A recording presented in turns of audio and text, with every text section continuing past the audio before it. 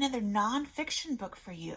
This one is all about seeds and plants. So we just learned that the reason a plant makes a flower is so that that flower can be pollinated, and that turns into our food, our fruits and our vegetables. So I want to tell you a little bit more about plants too.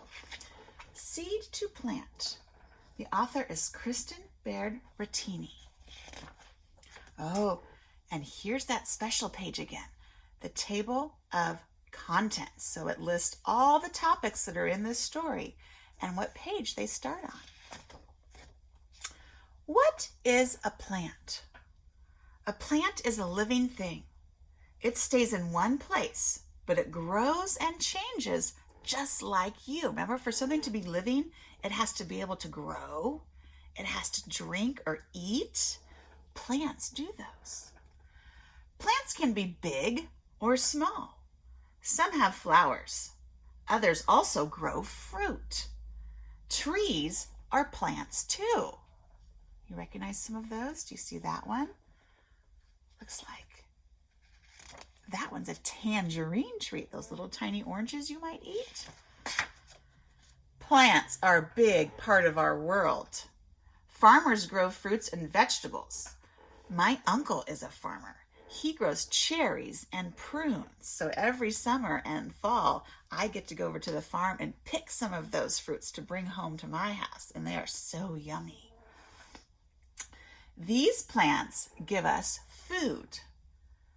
Some plants can be used to make clothing. This is a cotton plant. A lot of your shirts or shorts or pants are made out of cotton. That comes from a plant. Other plants are cozy homes for animals. So that bear's living inside of that tree trunk there. You can use your body to remember the parts of a plant.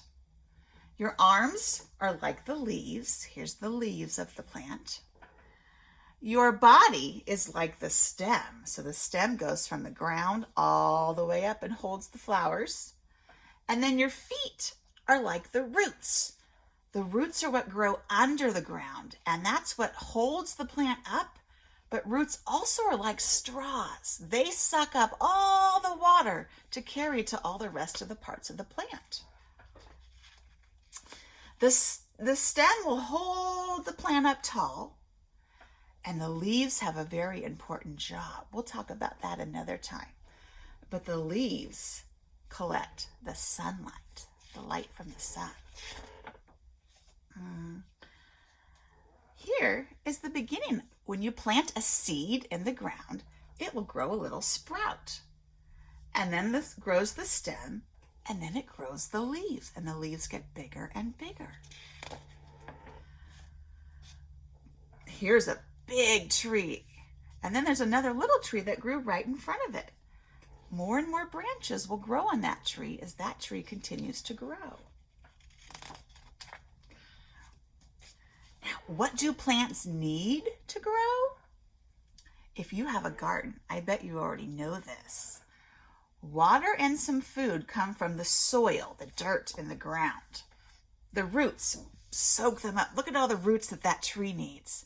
Trees are really big. They need a lot of roots to hold them still in place, and they have to be able to suck up a lot of water. Sunlight and air filter through those leaves. Plants use them to make more food for themselves. Plants also need lots of space to grow. So for plants to grow, they need water, they need air, they need sunlight. Now, many plants will grow flowers. A flower first starts as a little bud, so we can't see the petals yet because it's all folded up into this bud. That's the first thing you will see when a flower is starting to grow. The bud will slowly open and the petals unfold, and then we see the stamens and the pistil inside. Surprise! It's a flower. Do you see the yellow? That's the pollen. That's where the pollen comes from inside of the flower. Flowers make a sticky powder called pollen. Pollen sticks to birds and bees when they fly from flower to flower. So here comes a bee. Let's see what happens when it lands on that flower. Look at that bee. He's covered with pollen. Remember, that's what those little tiny hairs on a bee are for. The pollen sticks to those hairs, and that's how they can carry it back to their hive. When this bee flies off and lands on another flower, some of this pollen will fall off into that new flower. And when that happens, remember, that's called pollination. When pollen from a different flower comes to the new flower and the pollen mixes together, that's what will allow that flower to make the seeds. That's what will allow that flower to turn into our apples. All of those foods, those fruits and vegetables that we eat, all come from plants, but will only happen if the bees and the birds are out there pollinating our flowers. So remember, when you see a bee, it's out working hard. I saw a whole bunch of bumblebees working really hard when I was on my walk yesterday. And they were going from flower to flower, collecting that pollen and pollinating those flowers. If you've ever heard the expression, you're busy as a bee, that comes from the bees that are always working. All right, I hope you like that story. Thanks for listening.